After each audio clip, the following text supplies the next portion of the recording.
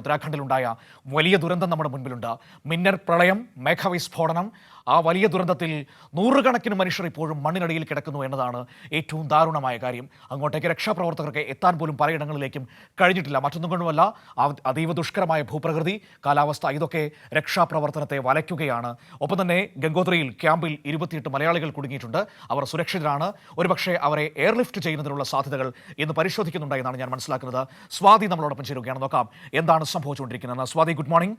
ഇപ്പോഴും നൂറുകണക്കിന് മനുഷ്യർ ധാരാളി ഗ്രാമത്തിൽ മണ്ണിനടിയിൽ കിടക്കുകയാണ്. ആ ഗ്രാമം അപ്പാടെ മണ്ണിനടിയിൽ മൂടപ്പെട്ടു പോയിരിക്കുന്നു. 12ഓളം ഗ്രാമങ്ങൾ ഒറ്റപ്പെട്ടു പോയിരിക്കുന്നു. ഒപ്പം 28 മലയാളികൾ കുടുങ്ങിക്കിടക്കുന്നു. അവരെ ഇന്ന് എയർലിഫ്റ്റ് ചെയ്യാനുള്ള സാധ്യതകൾ പരിശോധിക്കുന്നുണ്ട് എന്നാണ് മനസ്സിലാക്കാൻ കഴിയുന്നത്. എന്താണ് ഏറ്റവും പുതിയ വിവരങ്ങൾ?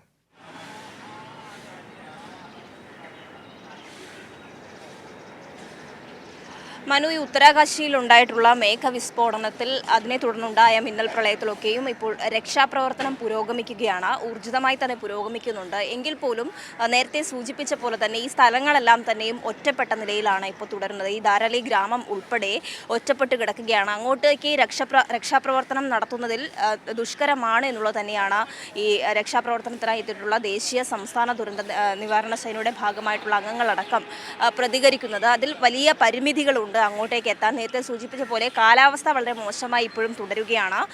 മാത്രമല്ല ഈ റോഡുകൾ, ഗതാഗത സംവിധാനങ്ങൾ പൂർണ്ണമായും തകർന്നിട്ടുണ്ട്. മാത്രമല്ല ഈ കുത്തൊലിച്ചു വന്നിട്ടുള്ള അവശിഷ്ടങ്ങൾ, ആ അവശിഷ്ടങ്ങൾക്കടിയിൽപ്പെട്ടുകൊണ്ട് ആ ഗ്രാമം പൂർണ്ണമായും ഒരു തരത്തിലുള്ള സർവീസുമില്ല. എല്ലാ തരത്തിലുള്ള കണക്ടിവിറ്റികളും നഷ്ടപ്പെട്ട ഒരു സാഹചര്യമുണ്ട്. അതുകൊണ്ട് തന്നെ അങ്ങോട്ടേക്ക് എത്തുന്നതിന് വലിയ പ്രയാസങ്ങളുണ്ട്. മാത്രമല്ല നിരവധിയായിട്ടുള്ള പാലങ്ങളൊക്കെയും തകർന്നു വീണിട്ടുണ്ട്. അതായത് ഈ ഗ്രാമങ്ങളെ പരസ്പരം ബന്ധിപ്പിക്കുന്ന പാലങ്ങളടക്കം പൂർണ്ണമായും തകർന്നതുകൊണ്ട് തന്നെ ഈ ഇടങ്ങളിലേക്ക് എത്തിപ്പെടുക എന്നുള്ളത് പ്രയാസമാണ്.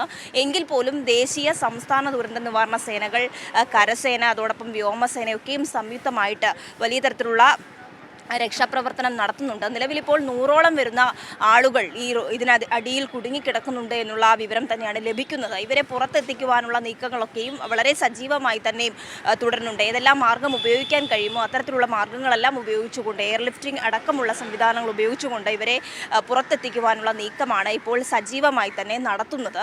അതേസമയം നിരവധി ഇടങ്ങളിൽ ഇപ്പോഴും മഴ തുടരുന്ന സാഹചര്യം കൂടിയുണ്ട്. അതൊക്കെയും ഇതിന് വലിയ പ്രയാസങ്ങൾ സൃഷ്ടിക്കുന്നുണ്ട്. നിലവിൽ 6ഓളം സൈനികരടക്കം ഈ കുടുങ്ങിയവരുടെ കൂട്ടത്തിൽ ഉണ്ട് എന്നുള്ള വിവരം കൂടി ലഭിക്കുന്നുണ്ട്. മാത്രമല്ല ദരാലി ജില്ലയിൽ ഒരു സൈനിക ക്യാമ്പ് ഉണ്ടായിരുന്നു ഇതിനോടടുപ്പിച്ച്. അതുകൊണ്ട് തന്നെ ആ സൈനിക ക്യാമ്പും തകർന്ന സാഹചര്യമുണ്ട്. നിലവിൽ അവിടെയുള്ള നിരവധി സൈനികരെ രക്ഷപ്പെടുത്തിയിരുന്നു അപ്പോൾ തന്നെ. എങ്കിലും 6ഓളം വരുന്നവർ ഈ 100 പേർക്കിടയിൽ ഉണ്ട് എന്നുള്ളൊരു സൂചനയാണ് ലഭ്യമാകുന്നത്. അതോടൊപ്പം മലയാളികൾ കുടുങ്ങിയിട്ടുണ്ട് എന്നുള്ള വിവരം കൂടി ലഭിക്കുന്നുണ്ട്.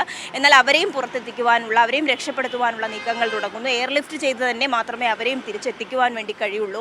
എന്തായാലും കഴിഞ്ഞ ദിവസം മരണസംഖ്യ സംബന്ധിച്ച് ഒരു 5 മരണമാണ് സ്ഥിരീകരിച്ചിട്ടുള്ളത്. മരണസംഖ്യ ഉയരാനുള്ള സാധ്യതയുണ്ട്. ഈ ചില അടിയിൽപ്പെട്ടുള്ള മൃതദേഹങ്ങൾ തിരിച്ചറിയുന്നതിനും അവരെ പുറത്തെടുക്കുന്നതിനുമായിട്ടുള്ള പ്രയാസങ്ങളുണ്ട്. എന്തായാലും ഊർജിതമായി ഇപ്പോൾ രക്ഷാപ്രവർത്തനം പുരോഗമിക്കുന്നുണ്ട്. എങ്കിൽ പോലും കൂടുതൽ സംഘങ്ങളെ ഈ സ്ഥലത്തേക്ക് എത്തിക്കുവാനുള്ള നീക്കം കൂടിയാണ് ഭരണകൂടത്തിൻ്റെ ഭാഗത്തുനിന്ന് തുടരുന്നത്. ഈ സ്ഥിതിഗതികളൊക്കെ തന്നെയും മുഖ്യമന്ത്രിയും അതോടൊപ്പം ഈ കേന്ദ്ര ആഭ്യന്തരമന്ത്രി അടക്കം ഈ വിഷയം നിരന്തരമായി നിരീക്ഷിക്കുന്നുണ്ട്. അത്തരത്തിൽ വേണ്ട എല്ലാ സംവിധാനങ്ങളും ഉറപ്പുവരുത്താനുള്ള നിർദ്ദേശമാണ് കേന്ദ്രം ഇപ്പോൾ നൽകിയിട്ടുള്ളത്. ശരി സ്വാതി, നമുക്ക് നോക്കാം. എന്തായാലും അവിടുത്തെ രക്ഷാപ്രവർത്തനം ഏറ്റവും വേഗത്തിൽ മുന്നോട്ട് പോകട്ടെ. മണ്ണിനടി കിടക്കുന്ന ഒരാളെ ജീവനോടെ രക്ഷപ്പെടുത്താൻ കഴിഞ്ഞാൽ അതിൽ പരം മറ്റൊന്നുമില്ലല്ലോ. പക്ഷേ വലിയ ദുരന്തമാണ് സംഭവിച്ചത്. രക്ഷാപ്രവർത്തനം ദുഷ്കരമാണ്. കാരണം മണ്ണ് അത്രമേൽ കട്ടിയിലാണ് വന്ന് വീണിരിക്കുന്നത്. നിങ്ങൾ ആ ദൃശ്യങ്ങളൊക്കെ കണ്ടതാണല്ലോ. ഈ കെട്ടിടങ്ങളടക്കം തകർത്തുകൊണ്ട് ഒഴുകിയെത്തുന്ന ആ വലിയ വെള്ളപ്പാച്ചിൽ. അതുകൊണ്ട് തന്നെ വലിയ പാടാണ് അവിടുത്തെ രക്ഷാപ്രവർത്തനം. നോക്കാം എന്താണ് നടക്കാൻ പോകുന്നതെന്ന്.